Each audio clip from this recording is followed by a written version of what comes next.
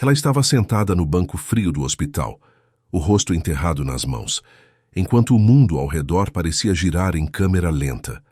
Lá dentro, atrás da porta azul com letras vermelhas de emergência pediátrica, seu bebê de apenas 3 meses lutava para respirar. Era a terceira crise em 2 semanas, mas desta vez os médicos disseram que a situação era mais grave. Clara não sabia o que pensar. Só conseguia repetir para si mesma: ele vai ficar bem, ele vai ficar bem. Rafael estava em pé ao lado dela, os braços cruzados, o olhar fixo no nada. Não chorava, não falava. Só respirava com dificuldade, como se o ar também lhe faltasse. Ele não tirava da cabeça a pergunta que o médico havia feito horas antes. Vocês têm histórico de fibrose congênita rara na família? Eles disseram que não, e repetiram que nunca tinham ouvido falar. Mas o médico insistiu. Isso normalmente só aparece se ambos os pais forem portadores. E ali começou o problema. Voltamos 6 meses no tempo. Clara e Rafael eram um casal querido por todos. Jovens, unidos, morando numa cidade de interior onde todo mundo conhece todo mundo. Ela, auxiliar de enfermagem. Ele, técnico de informática. Viviam uma vida simples, mas cheia de afeto. Tinham planos de ter filhos. Quando descobriram a gravidez, choraram abraçados na cozinha apertada do apartamento que dividiam. Foi uma alegria genuína. Nada parecia dar errado. O pré-natal correu. Bem, os exames estavam normais, e cada ultrassom era uma nova festa. Clara escrevia cartas para o bebê. Rafael gravava vídeos. O quarto foi pintado de azul claro e decorado com girafas. Era o primeiro filho, o mais esperado. Mas havia algo que Clara nunca contou a Rafael. Algo que ela enterrou fundo demais para se lembrar todos os dias. Um erro, um deslize, uma fração de segundo que ela jurava ter deixado no passado. Foi uma única vez, durante uma viagem do Rafael. Um reencontro rápido com um ex-namorado da adolescência, Pedro. Ele apareceu de surpresa no hospital onde Clara trabalhava. Disse que estava só de passagem. Foram tomar um café. Riram, relembraram o passado. E numa fraqueza que ela preferia não lembrar, acabaram em um motel da estrada. Não houve juras nem promessas.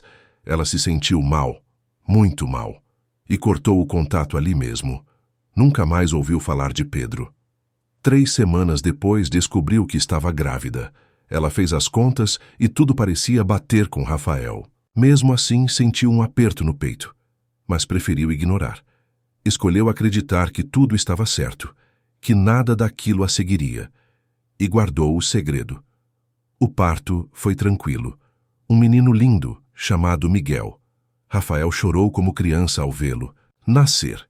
Ele é a minha cara, dizia. Mas com o tempo, Clara começou a perceber pequenas diferenças.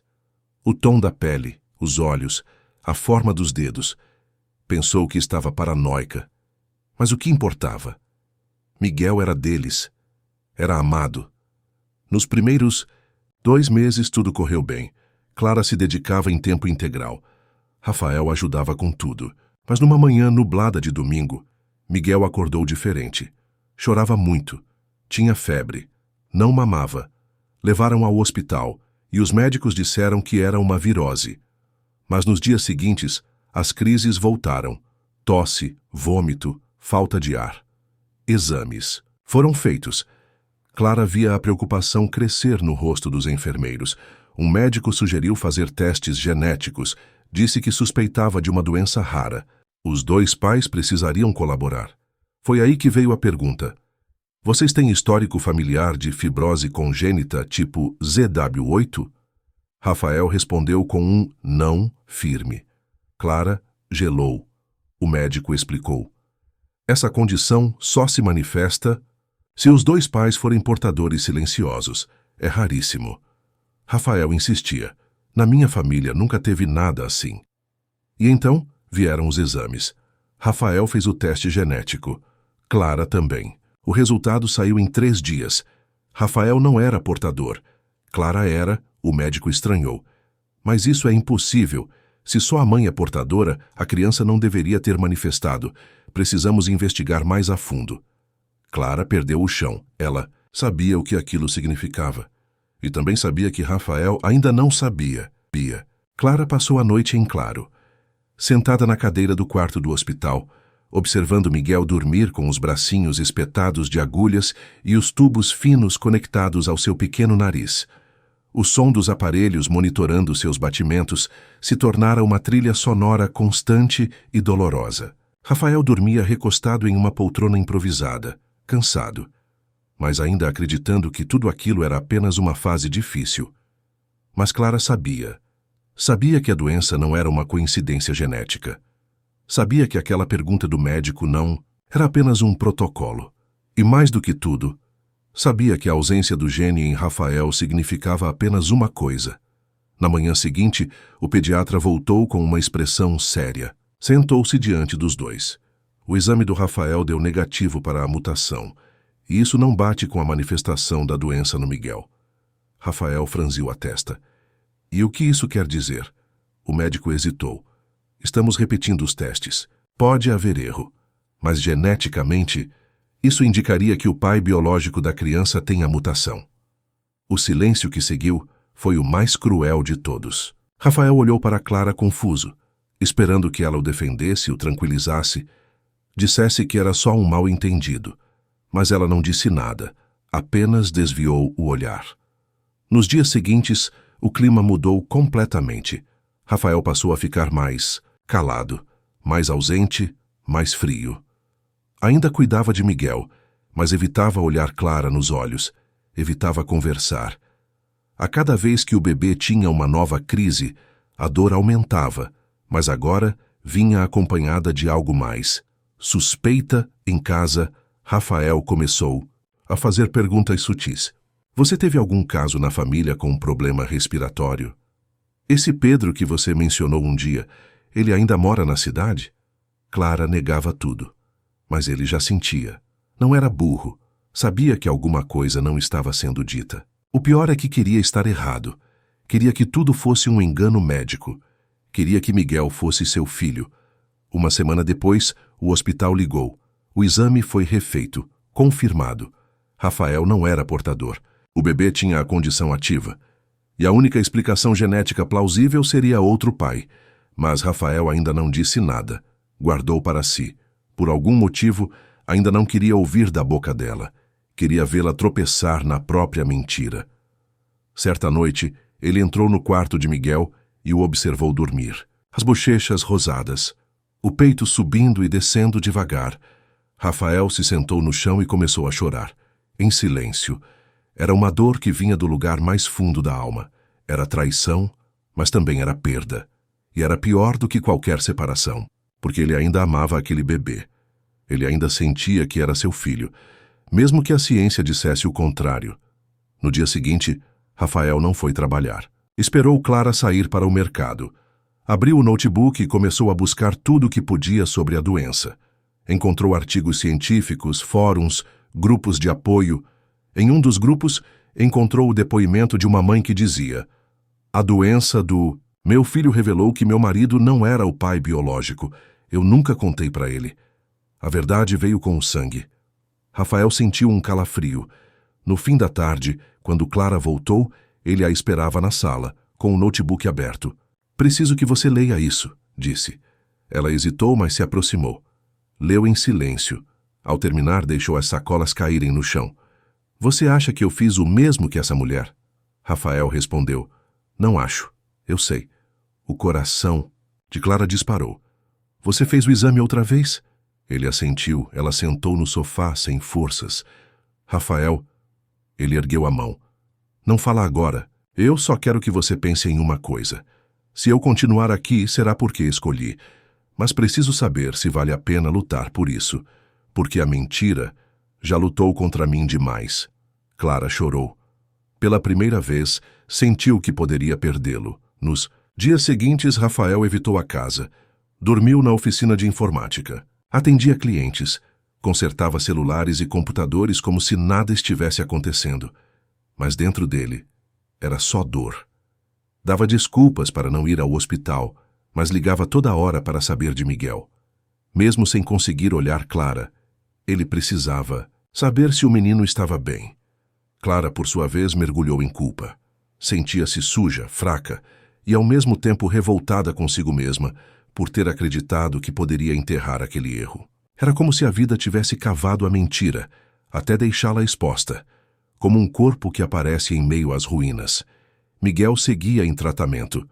Os médicos tentavam controlar as crises e explicavam a Rafael que o bebê precisaria de cuidados especiais por toda a vida. Ele escutava em silêncio, acenava com a cabeça, mas por dentro pensava: eu vou estar aqui ou ele vai crescer sem mim. No final da semana, Rafael voltou para casa. Clara estava sentada no chão do quarto de Miguel, lendo uma história em voz baixa. Ele parou na porta. Eu não vim brigar, disse. Ela se virou lentamente. Nem... Mentir, completou. Ele entrou, se sentou ao lado dela e observou o bebê. Você quer me contar? Perguntou. Clara respirou fundo, mas ainda não disse.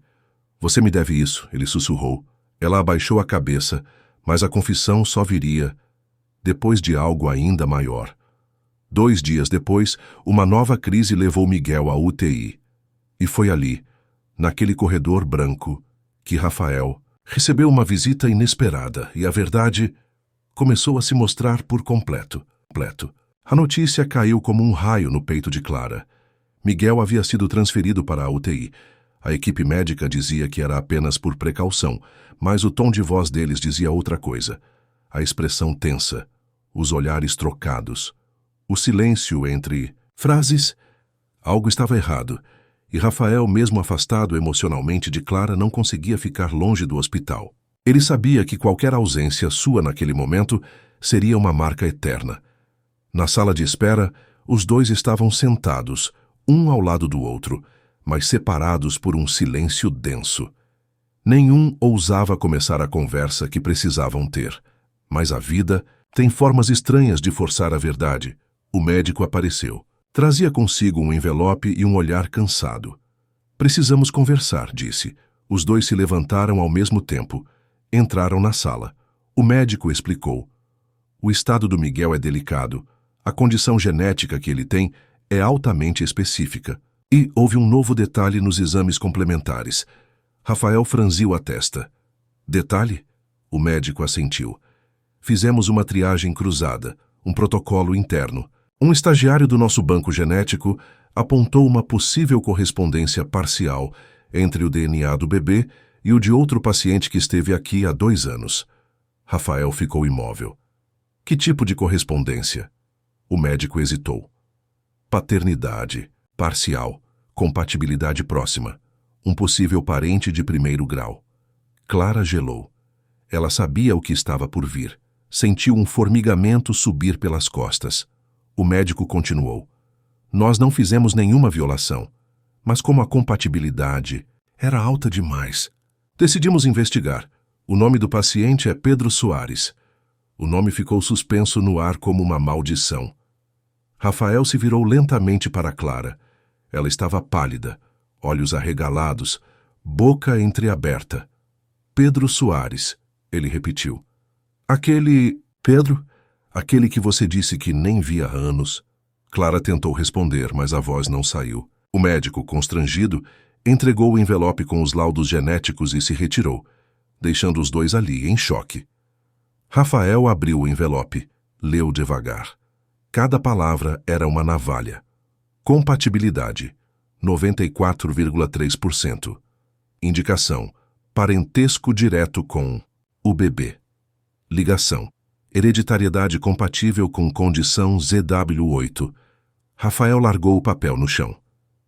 Então é isso, disse. É ele.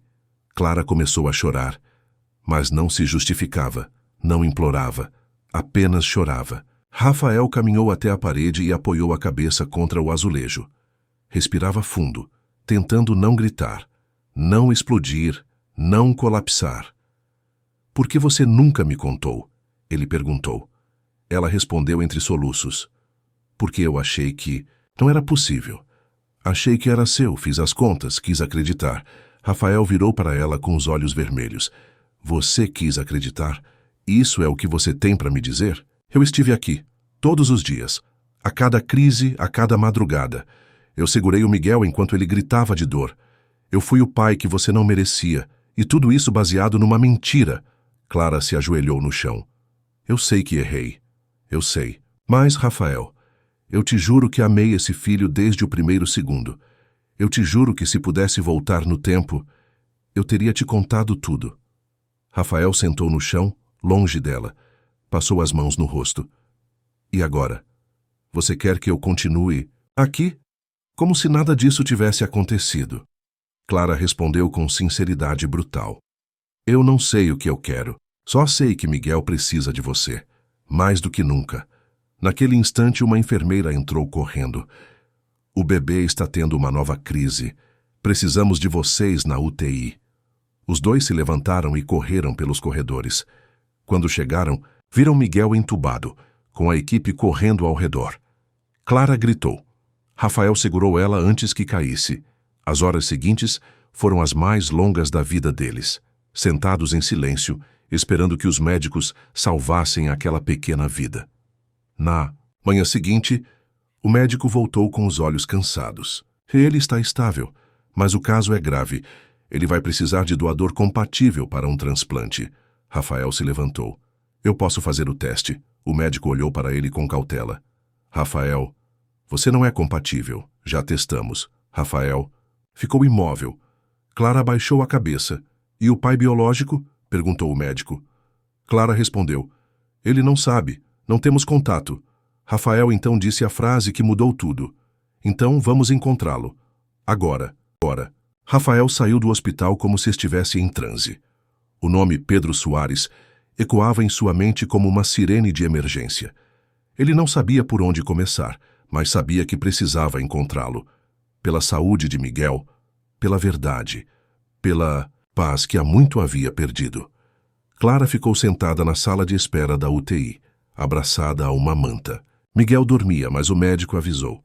Se não encontrassem um doador compatível nas próximas semanas, as chances de agravamento seriam reais. O tempo se esgotava, e com ele, a margem para mentiras também. Rafael foi até sua oficina e começou a buscar. Abriu redes sociais, procurou o nome, nada. Depois foi ao cartório onde Pedro havia tirado documentos anos atrás. Um atendente confirmou. Pedro Soares havia se mudado para uma cidade vizinha, a pouco mais de 100 quilômetros dali. Rafael não hesitou. Pegou o carro e foi. Durante a viagem, lembranças o atravessavam como facas. O primeiro dia em que Clara disse "Eu te amo", a vez que ele construiu um berço com as próprias mãos. Os olhos de Miguel nos primeiros dias de vida. A primeira crise, o exame, o laudo, a frase "Você não é compatível". Ele gritava por dentro, mas por fora mantinha o foco. Ele não estava indo atrás de vingança. Estava indo atrás de um milagre. Chegou na cidade vizinha no início da noite. Parou em uma farmácia e perguntou se conheciam Pedro Soares. O balconista, surpreso, respondeu: Pedro, trabalha ali na oficina da esquina, conserta motos. Rafael foi até o local. Uma porta de metal entreaberta, som de música baixa, cheiro de óleo. Bateu. Pedro apareceu. O tempo o tinha mudado. Estava com barba, rala camiseta suada, olhos de quem já viveu demais. Pedro Soares? Perguntou Rafael. Sou eu. Quem pergunta? Rafael respirou fundo. Sou o marido da Clara. O rosto de Pedro empalideceu. O silêncio entre os dois foi como um campo minado. Posso entrar? Pedro assentiu. Os dois sentaram em caixotes, improvisados. Rafael não enrolou. Você lembra da Clara, certo? Pedro assentiu. Eu sei o que aconteceu. E sei também que você não sabe o que precisa saber. Pedro franziu a testa. Do que você está falando? Rafael contou tudo. A gravidez, o nascimento, a doença rara, o exame genético, a marca no sangue. Você é o pai biológico do Miguel, e ele precisa de você agora. Pedro ficou em choque, levantou e andou de um lado para o outro. Você tem certeza disso? Rafael assentiu. Não vim aqui tirar satisfação. Não vim aqui cobrar nada. Só quero salvar meu filho. Pedro sentou de novo. Eu nem sabia. Eu pensei que o tinha sido só uma noite. Foi. Mas agora essa noite pode custar uma vida. No dia seguinte, Pedro foi com Rafael até o hospital. Clara estava na UTI. Quando viu os dois entrarem, seu corpo travou. Ela segurou o choro, mas não o olhar. Pedro não dizia nada, apenas observava.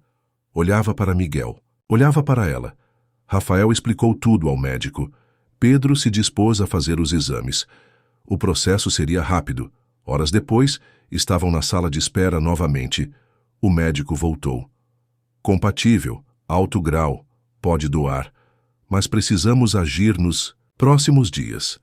Pedro assentiu. Eu topo. Nos 3 dias seguintes prepararam tudo para o procedimento. Rafael e Clara praticamente não conversavam. Estavam lado a lado, mas ainda distantes. Pedro evitava falar muito. Estava claramente abalado. Sentia culpa, medo, choque, mas aceitou estar presente, porque no fundo sabia que aquele menino carregava parte dele, mesmo que ele nunca tivesse escolhido ser pai.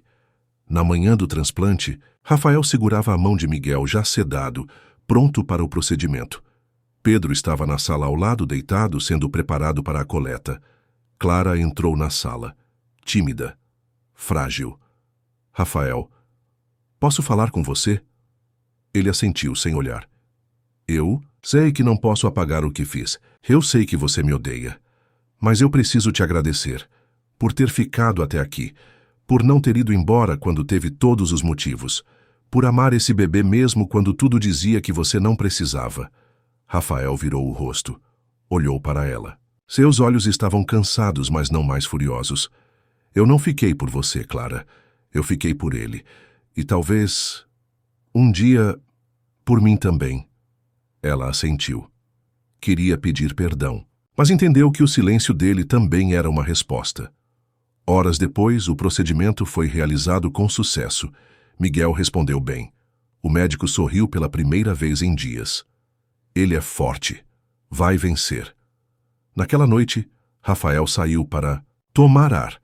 Sentou no banco em frente ao hospital. Pedro apareceu minutos depois. Sentou ao lado.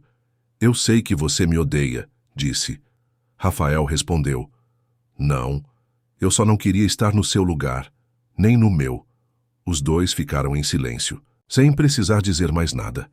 Na manhã seguinte, Miguel acordou, abriu os olhos, sorriu fraco. Mas foi o suficiente. Rafael entrou no quarto, tocou o rosto do menino e, naquele instante, soube. Independente de quem fosse o pai biológico, ele nunca deixaria de ser pai de verdade. A brisa da manhã entrava pelas janelas da UTI pediátrica. Clara observava Miguel dormindo com o rosto tranquilo pela primeira vez em semanas. Os fios, as agulhas, os monitores, tudo parecia menos cruel agora. Rafael estava parado ao lado, da porta, braços cruzados, olhos fixos no filho. Não falavam desde o transplante, mas os silêncios, às vezes, dizem mais do que qualquer palavra. Pedro havia ido embora naquela mesma manhã. Não quis despedidas. Deixou um bilhete simples. Espero que ele cresça forte. Vocês são a família dele, não eu. E desapareceu. Clara sentiu um alívio estranho. Não sabia se era por ele ter feito a parte dele ou por ter saído da vida deles de vez. Talvez os dois. O médico confirmou. Miguel respondera bem. O risco havia diminuído drasticamente, mas a recuperação seria longa.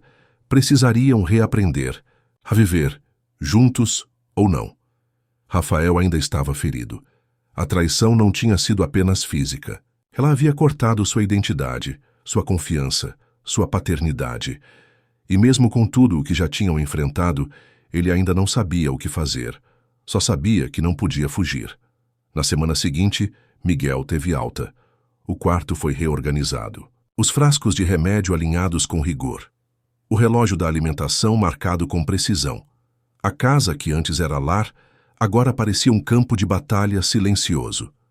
Mas havia um bebê sorrindo, um pai machucado e uma mãe tentando juntar os pedaços de tudo que destruiu. Numa noite fria, Rafael estava no quarto de Miguel. Ele o balançava nos braços, cantando baixinho uma música que a própria Clara havia inventado na gravidez. Miguel olhava para ele com olhos de pureza, como se aquele homem fosse seu mundo inteiro. Clara apareceu na porta devagar. Observou a cena. Você pode não acreditar, Mas ele sempre te reconheceu como pai, desde o primeiro dia. Até quando eu estava com medos, ele já sabia. Rafael não respondeu. Ela se aproximou. Eu não espero que você me perdoe. Eu não estou pedindo isso. Eu só quero que saiba que você foi o melhor pai do mundo, mesmo sem ter obrigação nenhuma. Você escolheu ficar, e isso é mais do que qualquer DNA. Ele a olhou, e pela primeira vez em muito tempo, seus olhos não tinham raiva. Tinham tristeza, mas também paz. Clara, ele disse, você me destruiu. Você enterrou um segredo esperando que o tempo o apagasse. E se não fosse pela doença do Miguel, eu talvez nunca teria descoberto. Mas, se tem algo que esse menino me ensinou, é que o amor, às vezes, nasce onde a dor sangrou mais fundo. Ela chorava. Eu não sei se consigo voltar a ser o que era, ele continuou, mas eu sei que não consigo ir embora. Ela deu um passo à frente. E agora? Sussurrou. O que somos nós? Ele olhou para Miguel. Somos um pai, uma mãe e uma criança que vai crescer sabendo que o amor não precisa ser perfeito. Só precisa ser real. Meses se passaram. Miguel cresceu forte. Aprendeu a andar. Depois, a correr. A doença, que antes ameaçava sua vida, agora era apenas um cuidado constante, mas não mais um risco iminente. Clara e Rafael decidiram recomeçar. Com tempo, com terapia, com verdade. Contaram a história para Miguel apenas quando ele era grande o suficiente para entender. Ele ouviu em silêncio e no fim perguntou, mas ele me deixou? Rafael respondeu, ele não ficou, mas eu escolhi ficar. E para mim, isso sempre foi mais importante. Na formatura do ensino médio, Miguel subiu ao palco e dedicou seu diploma a Rafael. Ao homem que me ensinou que pai é quem cuida e que perdoar é mais forte do que fugir, Rafael chorou, pela primeira vez, sem dor, porque ali, naquele auditório, todos os pedaços da sua alma estavam reunidos. Clara, Miguel, a ferida, o recomeço. E ele soube, finalmente, que apesar de tudo, ou talvez por causa de tudo, ele havia vencido. A traição foi revelada. Mas o amor, esse foi a verdade mais profunda que restou.